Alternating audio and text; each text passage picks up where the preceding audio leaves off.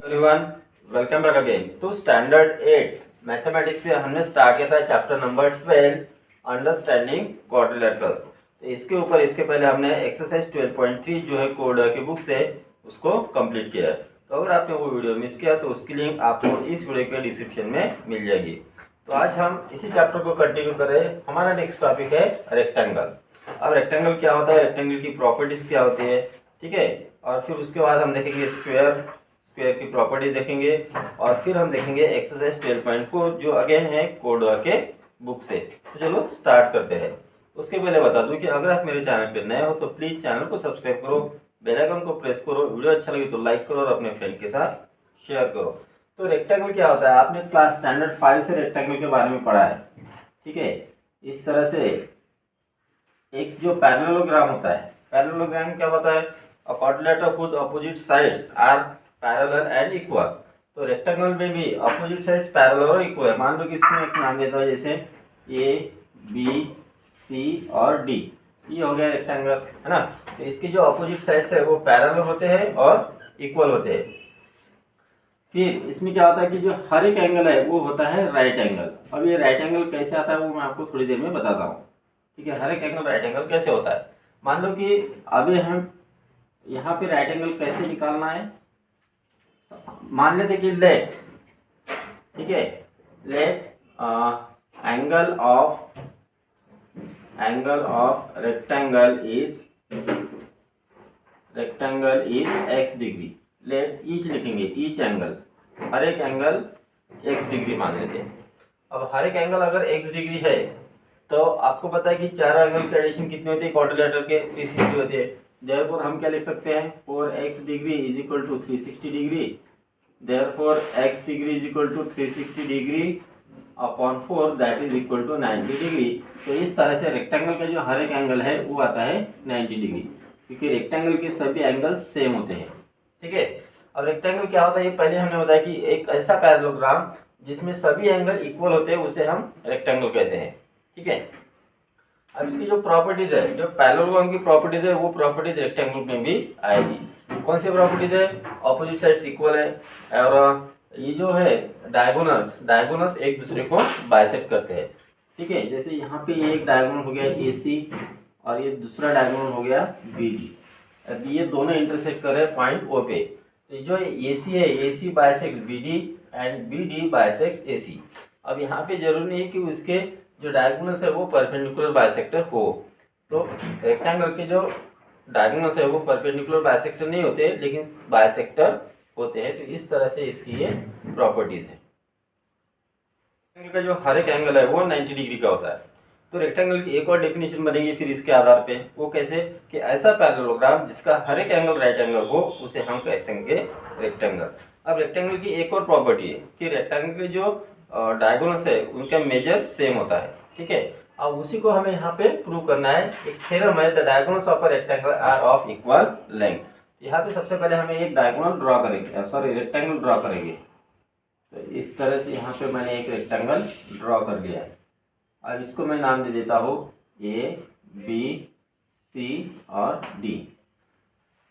तो हमें यहाँ पे दिखाने पड़ेंगे इसके diagonal. So we will draw here diagonal AC and then diagonal BD। अब ये दोनों डायगोनल की लेंथ सेम है, ये हमें प्रूव करना है। तो प्रूव करने के लिए सबसे पहले हमें लिखना पड़ता है गिवन, ठीक है। तो गिवन क्या है, यहाँ पे ABCD इज अ रेक्टेंगल, यही यहाँ पे गिवन है, और AC and BD are diagonals. तो इतना हम गिवन में लिख सकते हैं। Therefore we can write here quadrilateral ABCD is a rectangle and AC and BD are diagonals। ये इसके दो डायगोनल है, ये यहाँ पे हमें गिवन है। अब हमें प्रूफ क्या करना है कि diagonals of a rectangle are of equal length. तो दोनों डायगोनल्स की लेंथ इक्वल है, ये हमें प्रूव करना है। So write here to prove. जो भी हमें प्रूव करना होता है उसके लिए हमें लिखना पड़ता है टू प्रूव। तो हमें प्रूव करना पड़ेगा AC equal to BD। So write here AC equal to BD, ये हमें यहाँ पे प्रूव करना है। अब इसको प्रूव करने के लिए हमें यहाँ पे मतलब प्रूफ लिखना पड़ेगा। जो प्रूफ करने वाले हैं तो किस तरह से करेंगे उसको यहाँ पे हम लिखते हैं प्रूफ। तो इसको प्रूव करने के लिए यहाँ पे आप देखो कि ये एक ट्रायंगल हो गया ए बी डी और ये दूसरा ट्रायंगल हो गया ये वाला, ठीक है। और इन दोनों ट्रायंगल में देखो कि ये एक साइड जो है वो कॉमन आएगी, जो मैं ग्रीन कलर से दिखा रहा हूँ इस तरह से। तो अब देखो ये एक हो गया ब्लैक ट्रायंगल और ये दूसरा हो गया रेड ट्रायंगल। अब ये दो ट्रायंगल अगर हमने कॉन्ग्रुएंट दिखा दिए तो इसका मतलब ये हो जाएगा कि ये डायगोनल दोनों भी सेम हो जाएंगे। वो कैसे, देखो ये तो आपको पता है कि रेक्टेंगल है, रेक्टेंगल के अपोजिट साइड्स इक्वल होते हैं, मतलब ए डी इक्वल टू हो गया बी सी, ठीक है। अब इसका हर एक एंगल जो है 90 डिग्री है, तो एंगल ए राइट एंगल है और एंगल बी भी राइट एंगल है ना। और ये जो ए बी साइड है दोनों की कॉमन है, ट्रायंगल ए बी डी और ट्रायंगल ए बी सी में, तो ये दो ट्रायंगल कॉन्ग्रुएंट हो जाएंगे। So will write here in triangle A B D and triangle A B C, इन दो ट्रायंगल में क्या सेम है, ए बी डी, इसमें ए डी साइड ये बी सी साइड से इक्वल है, therefore will write here A B A D equal to B C. अब इसका रीजन क्या है, ये है मतलब ये रेक्टेंगल है, ठीक है, इसलिए हम कह सकते हैं कि ये जो दो साइड्स है वो सेम है। So will write here given, okay. फिर है angle A equal to angle B, so will write here angle A का नाम angle D A B, angle D A B equal to angle A B C. इसका क्या reason लिखेंगे हम, each right angle, ठीक है, हर एक एंगल राइट एंगल है। और जो थर्ड साइड है ए बी, दोनों ट्रायंगल की कॉमन साइड है, so will write here A B equal to A B, तो इसका रीजन है कॉमन साइड। अब देखो एक ट्रायंगल के दो साइड और इंक्लूडेड एंगल दूसरे ट्रायंगल के दो करस्पॉन्डिंग साइड और करस्पॉन्डिंग इंक्लूडेड एंगल से सेम है, कॉन्ग्रुएंट है, तो हम क्या कर सकते हैं कि these two triangles are congruent, therefore we can write here triangle A B D congruent triangle A B C. अब ये ट्रायंगल कॉन्ग्रुएंट कैसे हो गए, कौन सी टेस्ट लग गई, यस ए यस कॉन्ग्रुएंस कंडीशन, या फिर हम लिख सकते हैं यस ए यस कॉन्ग्रुएंस। तो इस कंडीशन से ये दो ट्रायंगल हो गए कॉन्ग्रुएंट। अब जब ये दो ट्रायंगल कॉन्ग्रुएंट हो गए तो इसके जो बाकी के एलिमेंट्स है वो भी कॉन्ग्रुएंट रहेंगे। हम यहाँ पे क्या लिख सकते हैं, ए सी इक्वल टू लिख सकते हैं B D, therefore we will write here A C equal to B D. और इसका आप रीजन लिख सकते हो C S C T, C S C T का मतलब क्या हो गया, corresponding sides of congruent triangle. तो इस तरह से हमने यहाँ पे ये प्रूव कर लिया है, गॉट इट। स्क्वायर, अब स्क्वायर क्या होता है, स्क्वायर ये एक तरह का ऐसा रेक्टेंगल है जिसके सभी साइड सेम होते हैं, मतलब ऐसा रेक्टेंगल जिसके सभी साइड सेम हो उसको हम कहते हैं स्क्वायर। तो जो रेक्टेंगल, जैसे यहाँ पे मैं एक स्क्वायर ड्रॉ कर रहा हूँ, तो इसमें इसको मैं नाम दे देता हूँ ए बी सी और डी। इसकी जो सभी साइड्स है वो सेम है और अपोजिट साइड्स तो ऑब्वियसली पैरेलल है ही। तो ऐसा रेक्टेंगल जिसके सभी साइड सेम हो उसको हम कहते हैं स्क्वायर। अब इसमें भी हर एक जो एंगल है वो होता है राइट एंगल, ये आपने स्टैंडर्ड फिट में भी पढ़ा है, ठीक है। तो इसकी डेफिनेशन यहाँ पे थोड़ा अलग तरह से दी है। तो ऐसा रेक्टेंगल जिसके सभी साइड सेम हो उसको हम कहेंगे स्क्वायर। तो रेक्टेंगल की जो प्रॉपर्टीज है वो स्क्वायर में भी लागू हो जाएगी। जैसे इसकी जो डायगोनल्स है, जैसे ये हो गया डायगोनल ए सी और ये डायगोनल बी डी, दोनों की लेंथ जो है वो सेम रहेगी। अब मान लो कि ये दो डायगोनल पॉइंट ओ में इंटरसेक्ट कर रहे हैं, तो इसकी जो प्रॉपर्टीज है वो अभी यहाँ पे हम देखेंगे, ठीक है। तो पहले तो ये प्रॉपर्टी हो जाएगी कि सभी साइड सेम होते हैं। जैसे ये इन square, we'll write here in square A B C D. अब A B C D square में पहली प्रॉपर्टी की सभी साइड सेम है, तो हम क्या लिख सकते हैं, A B equal to B C equal to C D equal to A D. दूसरी प्रॉपर्टी है कि इसके जो सभी एंगल्स है वो राइट एंगल होते हैं, therefore we can write second property क्या रखेंगे, angle A equal to angle B equal to angle C equal to angle D equal to हो गया 90 डिग्री। ये हो गई सेकंड प्रॉपर्टी। थर्ड प्रॉपर्टी की इसकी जो डायगोनल्स है वो इक्वल लेंथ के होते हैं, तो diagonal A C is equal to हो गया डायगोनल बी डी। और ये जो डायगोनल्स है ये एक दूसरे के परपेंडिकुलर बाइसेक्टर होते हैं। अब दोनों डायगोनल पॉइंट ओ पे इंटरसेक्ट कर रहे हैं, है ना। तो ए सी ने बी डी के दो इक्वल पार्ट बनाए और बी डी ने ए सी के दो इक्वल पार्ट बनाए। तो ये हो गई फोर्थ प्रॉपर्टी। कैसे हम लिख सकते हैं इसको, क्या लिखेंगे, ए सी परपेंडिकुलर बी डी, ठीक है। साथ में ए ओ इक्वल टू ओ सी हो गया और O B equal to O D हो गया। इस तरह से ये प्रॉपर्टीज है। तो हमें ये प्रॉपर्टीज को ध्यान में रखना है। इसका यूज हम करेंगे अभी प्रॉब्लम जब हम सॉल्व करेंगे उसमें। से एक्सरसाइज 12.4 जो है कोडवा के बुक से। चलो स्टार्ट करते हैं question number 1। ABC is a right angle triangle. यहाँ पे एक फिगर आपको दी है बुक में, ये है राइट एंगल ट्रायंगल, जिसमें ये जो एंगल B है ये है राइट एंगल।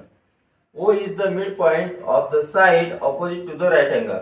ये जो वो पॉइंट है ये मिड पॉइंट है किसका, ऐसे साइड का जो राइट एंगल के अपोजिट है। तो ये जो AC जो साइड है वो एंगल B के अपोजिट है, इसका मतलब एंगल B हो गया राइट एंगल। तो वो हो गया मिड पॉइंट। वो अगर मिड पॉइंट है तो ये वो इज इक्वल टू हो गया OC। हमें क्या प्रूव करना है, prove that O is equidistant from A, B and C। ये जो पॉइंट वो है वो A से B से और C से इक्विडिस्टेंस है, ये हमें प्रूव करना है। अब वो अगर मिड पॉइंट है तो इसका मतलब क्या हुआ कि पॉइंट वो A से और C से सेम डिस्टेंस पे है। सिर्फ हमें प्रूव करना है कि वो B से भी उतना ही डिस्टेंस पे जितना A हो और मतलब A और C से। इसका मतलब हमें क्या प्रूव करना पड़ेगा, आगे चल के हमें ये प्रूव करना पड़ेगा कि AO equal to OC equal to OB या फिर BO। ये हमें यहाँ पे इसको प्रूव करना है। अब उसके लिए हमें इन्होंने हमें क्या दिया, ये कुछ हिंट दिए। हिंट क्या दिए, एक्सटेंड BO टू D। ये जो BO है इसको पॉइंट D तक एक्सटेंड करो। कैसे, such that BO equal to OD। मतलब ये जो पॉइंट B से हमें इस तरह से एक ड्रॉ करनी पड़ेगी जो एक्सटेंड होगी इस तरह से, ठीक है। तो ये जितना डिस्टेंस BO है उतना ही डिस्टेंस OD रहना चाहिए। यहाँ पर मैं ले लेता हूँ एक पॉइंट, इसका नाम दिया D। और फिर क्या करो, A और D को ज्वाइन कर लो। इस तरह से हम A और D को ज्वाइन कर लेते हैं, फिर C और D को भी ज्वाइन करेंगे। तो इस तरह से हमें एक ये मिल गया क्वाड्रिलेटरल। अब यहाँ पे आप देखो कि ये जो OB डिस्टेंस है और ये OD डिस्टेंस है, दोनों डिस्टेंस सेम है। साथ ही में हमने देखा था कि पॉइंट वो अगर AC का मिड पॉइंट है, इसका मतलब AO डिस्टेंस और OC डिस्टेंस भी सेम हो गया, ठीक है। अब ये जो हमें क्वाड्रिलेटरल मिल रहा है ये कौन से तरह का क्वाड्रिलेटरल रहेगा, तो ऑब्वियसली ये रहेगा रेक्टेंगल, क्योंकि ये डिस्टेंस इतना डिस्टेंस है और इसको जब ज्वाइन कर रहे हैं तो ये इसके ऊपर परपेंडिकुलर आ गया, ये भी इसके ऊपर परपेंडिकुलर आ गया। तो अपोजिट एंगल जो है वो राइट एंगल हो गए। तो इस तरह से ये पूरा बन जाएगा रेक्टेंगल। नहीं तो ये रेक्टेंगल है, इसको भी हम प्रूव कर सकते हैं। तो अभी आप देखो कि हमें जो प्रूव करना है उसके लिए हम यहाँ पे लिखेंगे प्रूफ। अब प्रूफ किस तरह से करेंगे, चलो स्टार्ट करते हैं। तो इन गिवन फिगर, ये जो फिगर बन जाती है एक्सटेंड करने के बाद, ज्वाइन करने के बाद, तो ये जो क्वाड्रिलेटरल बन गया ABCD ये हो जाएगा rectangle. So we will write here in पहले तो हम लिख लेंगे इन ट्रायंगल ABC। ABC में क्या है, AO इक्वल टू OC है और एंगल B दिया है हमें 90 डिग्री, ठीक है। फिर ये जो एक्सटेंड किया है वो तो हमने यहाँ पे गिवन नहीं है तो उसको हमने नहीं लिखा तो भी चलेगा। ये जो क्वाड्रिलेटरल बना वो बन जाता है रेक्टेंगल, ये हमें यहाँ पे लिखना पड़ेगा, ठीक है। साथ ही में हम यहाँ लिखेंगे इन क्वाड्रिलेटरल ABCD में क्या होगा, OB इक्वल टू हमें दिया है यहाँ पे OD, ठीक है। इस ABCD क्वाड्रिलेटरल में अपोजिट साइड जो है वो सेम हो गए, opposite sides are same, each angle is right angle, therefore we can say that it is a rectangle. इसको नहीं लिखेंगे हम, यहाँ पे लिखेंगे angle A equal to angle B equal to angle C equal to angle D equal to 90 degree. साथ ही में हम लिखेंगे कि इसके जो साइड्स है AB इक्वल टू CD है और BC इक्वल टू हो जाएगी AD। Therefore we can say that quadrilateral ABCD is rectangle. तो ये हो गया रेक्टेंगल। नहीं तो हम इसको प्रूव कर सकते हैं तो वो प्रूफ थोड़ा और बढ़ जाएगा। अब यहाँ पे देखो कि डायगोनल AC और जो BD है वो एक दूसरे को इंटरसेक्ट कर रहे हैं पॉइंट O में। So write here diagonal AC and BD intersect at point O, और वो किस तरह से इंटरसेक्ट करे, जैसे BO इक्वल टू हो गया OD, BO equal to OD, और हमने यहाँ पे AO इक्वल टू OC पहले ही लिखा है, ठीक है। अब हमें ये प्रूव करना है कि तीनों सेम है, AB equal to OC equal to OB। अब आपको पता है कि diagonals of a rectangle are of equal length होता है, so will write here diagonals of a rectangle, डायगोनल्स of a rectangle are of equal length। Rectangle के diagonal same length के होते हैं, देयरफॉर हम क्या लिख सकते हैं, AC इक्वल टू लिखेंगे हम BD, ठीक है, AC इक्वल टू BD लिखेंगे। अब हम देखो, अगर हम AO इक्वल टू BO अगर लिखा दे तो हमारा काम बन जाएगा। फिर अब AC को हम कैसे लिख सकते हैं, AC को हम लिख सकते हैं ट्वाइस ऑफ AO। AC की जगह हम क्या लिखेंगे, twice of AO, so will write here 2AO is equal to 2। BD को हम लिख सकते हैं ट्वाइस ऑफ OB, ठीक है, सो राइट हियर 2BO, है ना। तो इसका रीजन हम क्या लिखेंगे, as AO equal to half of AC। ये जो AO है ये AC का हाफ है, साथ ही हम यहाँ पे बता सकते हैं कि ये जो BO है, या फिर हम OB लिखेंगे या BO is equal to half of BD। तो BO अगर BD का हाफ है, इसका मतलब BD जो है BO का ट्वाइस हो गया। AO अगर AC का हाफ है, इसका मतलब AC जो है वो AO का ट्वाइस हो गया, है ना। अब दोनों साइड में 2 से डिवाइड अगर करेंगे, therefore we will get here AO equal to BO। अब AO इक्वल टू BO हो गया, और हमने शुरू में क्या कहा था, AO इक्वल टू OC है, AO इक्वल टू OC है, इसका मतलब क्या हो गया, BO इक्वल टू भी OC हो गया, है ना।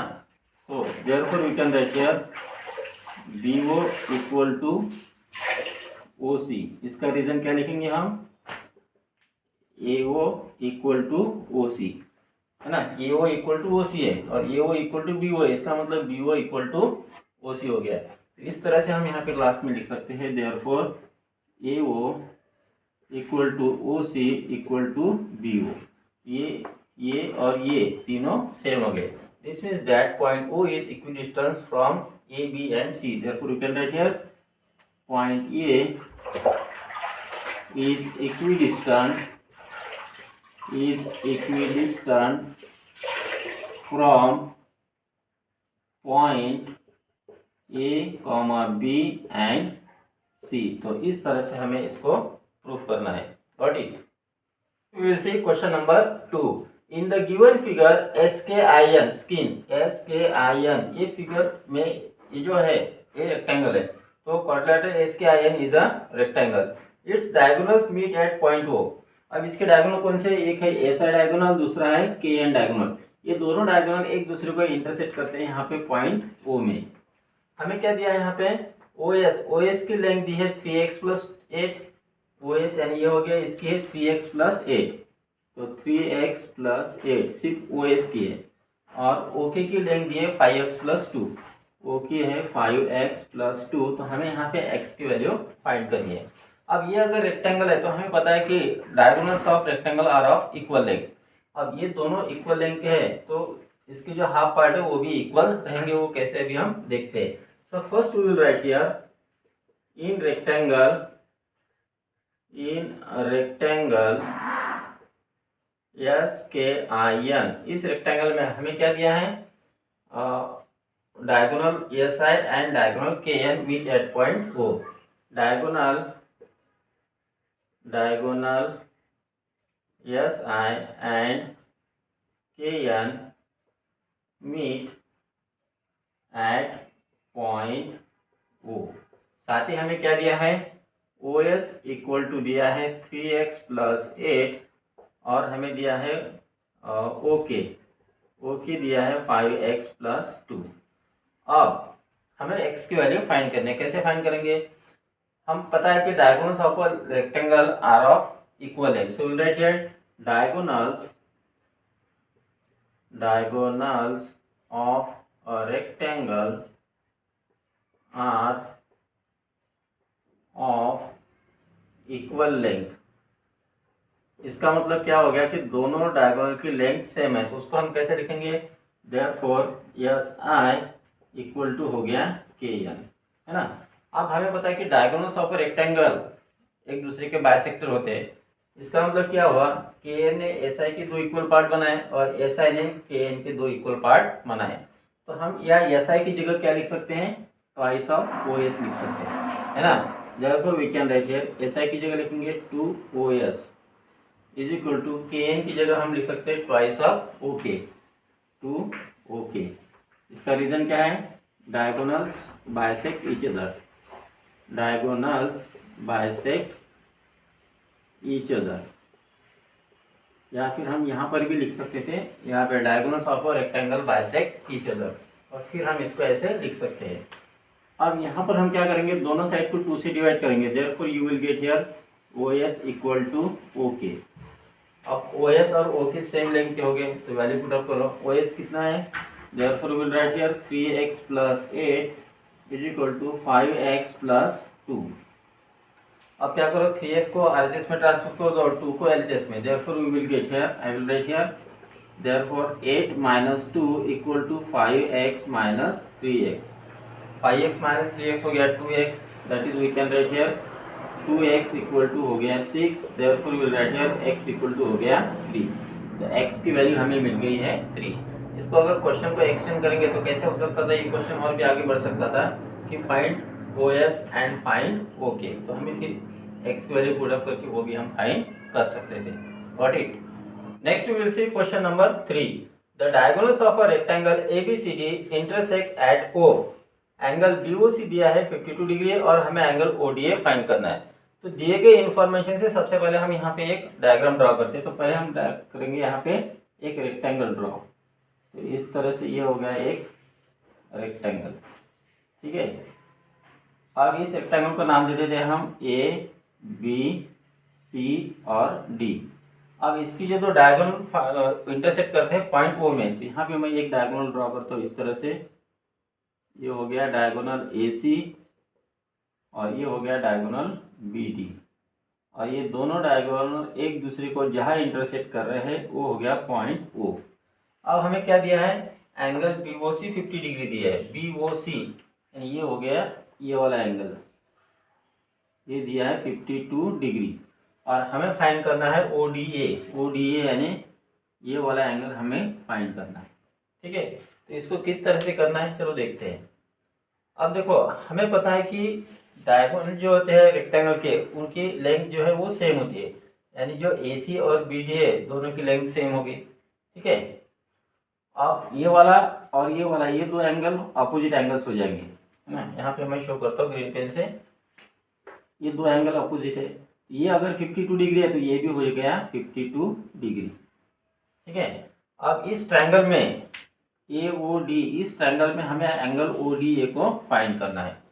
अब देखो डायगोनल्स जो है सेम लेंथ के होते हैं, तो इसके जो हाफ पार्ट है वो भी सेम होंगे, उसका यूज करके हम इसको सॉल्व कर सकते हैं। वो कैसे करेंगे, first will write here in rectangle ABCD क्या दिया है, diagonal AC and BD intersect at point O। तो ये हमें यहाँ पे गिवन है। साथ ही में हमें क्या दिया है, एंगल BOC 90 डिग्री, ठीक है। Angle BOC is equal to दिया है 52 डिग्री। BOC इक्वल टू दिया है 52 डिग्री। अब देखो diagonals of a rectangle are of same length, वो हम लिखेंगे। साथ ही में हम लिखेंगे कि ये वाला एंगल है 52 डिग्री, उसको भी लिखेंगे।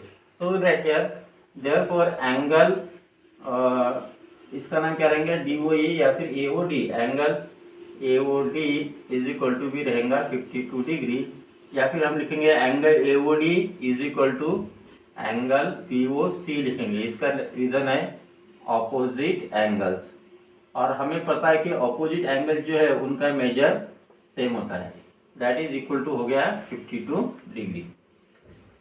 Now we will write diagonals of a rectangle are of same length, ठीक है, इसका यूज करके हम इसको सॉल्व कर सकते हैं। डायगोनल्स अगर सेम लेंथ के, इसका मतलब हम क्या लिखेंगे, देयरफॉर हम लिखेंगे AC इक्वल टू BD। साथ ही हमें पता है कि diagonals of a rectangle bisect each other, so will write here diagonals of a rectangle, diagonals of a rectangle bisect each other, यानी ये दोनों डायगोनल एक दूसरे के दो इक्वल पार्ट बनाते हैं। इसलिए अब ये जो AC है इसका हाफ ये वो है, मतलब ये वो का डबल AC हो गया। So will write here therefore twice of AO is equal to हो गया BD की जगह हम क्या लिख सकते हैं, ट्वाइस ऑफ DO या OD, ट्वाइस ऑफ OD, ठीक है। अब दोनों साइड को अगर 2 से डिवाइड करोगे therefore you will get here AO equal to OD। अब देखो ये AO और OD सेम हो गया है ना। अब इस ट्रायंगल में देखो, इस ट्रायंगल में ये एंगल 52 डिग्री है और ये दो सेम है साइड, तो दो साइड सेम है, इसका मतलब कौन सा ट्रायंगल हो जाएगा, वो हो जाएगा isosceles triangle. Therefore we will write here in triangle AOD, angle AOD equal to दिया है 52 डिग्री एंड क्या है, AO इक्वल टू OD है जो अभी हमने फाइंड किया। Therefore we can say that triangle AOD is an isosceles triangle। अब ये आइसोसेलेस ट्रायंगल हो गया। अब आइसोसेलेस ट्रायंगल में हमें पता है कि जो दो इक्वल साइड होते हैं उसके अपोजिट एंगल भी सेम होते हैं। Therefore we can write here angle ADO is equal to angle DAO। ये वाला और ये वाला, ये दोनों एंगल सेम हो गए। अब इसमें अगर हम ट्रायंगल प्रॉपर्टी लगाएंगे तो हमें फिर इस ODA की वैल्यू मिल जाएगी। Therefore we will write here therefore by angle sum property of triangle, by angle sum property of triangle. Angle sum property क्या है कि तीनों एंगल की एडिशन 180 डिग्री होती है। Therefore we will write here angle ये वाला ADO, या फिर आप लिख सकते हो ODA, तो हम यहाँ पे ODA भी लिखेंगे क्योंकि ODA पहले यूज हुआ है तो ODA लिखेंगे। Angle ODA plus angle DAO plus ये वाला इसका नाम AOD, angle AOD is equal to हो गया 180 डिग्री। अब ODA और DAO सेम एंगल है तो ODA DAO की जगह हम ODA भी लिख सकते हैं, है ना। So therefore we will write here twice of angle ODA plus 52 degree is equal to 180 degree. अब इसका रीज़न क्या है, इसका रीज़न है angle ODA equal to angle DAO, दोनों एंगल सेम है ये वाले ना। अब 52 को ट्रांसफर करो, therefore we will get, I will write here now therefore twice of angle ODA equal to 180 degree minus 52 degree, that is equal to subtract करो, 10 minus 2 हो गया 8, 8 माइनस 6 हो गया 2, 128 डिग्री, ठीक है। Therefore we will write now here angle ODA equal to 128 degree upon 2 that is equal to 64 degree. तो इस तरह से हमने एंगल ODA को फाइंड किया। Got it. Last question of this exercise that is question number 4। In a rectangle ABCD prove that triangle ACB congruent triangle CAD, हमें prove करना है। तो सबसे पहले तो हम यहाँ पे एक फिगर ड्रॉ करते हैं रेक्टेंगल की। तो मान लो कि ये एक है रेक्टेंगल, ठीक है, इसको मैं नाम दे देता हूँ ABCD, ABC और D। अब यहाँ पे दो ट्रायंगल बनाने हैं ACB, तो हम यहाँ पे डायगोनल ड्रॉ कर लेते हैं। ये हो गया एक डायगोनल AC, दूसरा हो गया ये BD। हमें प्रूव क्या करना है, ट्रायंगल ACB यानी ये वाला triangle congruent to angle CAD यानी ये वाला ट्रायंगल। यहाँ पे मैं दोनों को अलग अलग इससे दिखा देता हूँ। ये हो गया ट्रायंगल, ठीक है, ACB, और ये दूसरा ऊपर का हो गया ट्रायंगल CAD। ये दो ट्रायंगल को हमें कॉन्ग्रुएंट दिखाना है।